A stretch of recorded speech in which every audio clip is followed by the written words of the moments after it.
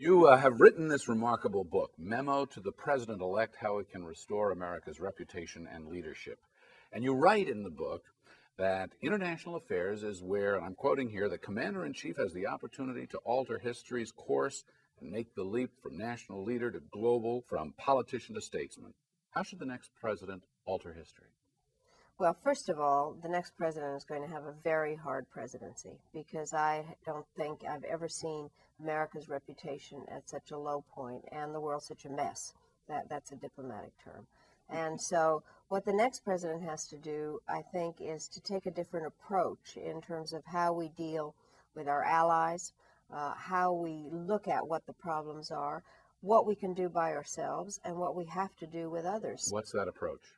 I think the approach is one where it's very clear that the U.S. has to be engaged internationally, that we don't have the luxury of kind of pulling up the moat and the bridge and really being behind our borders, and that we have to be fully engaged, but not unilaterally. You used the word engagement. The U.S. has to engage the world many times. What do you mean by engagement? Well, engagement, I think, means talking to everybody, understanding what their national interest is, listening.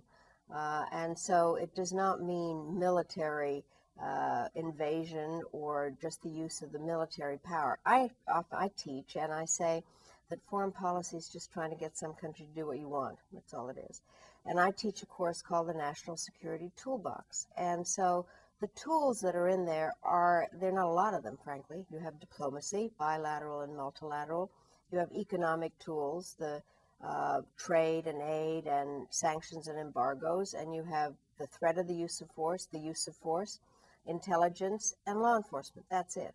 And engaging means that you, in fact, listen and really understand what's going on in other countries to see how their national interest works for ours.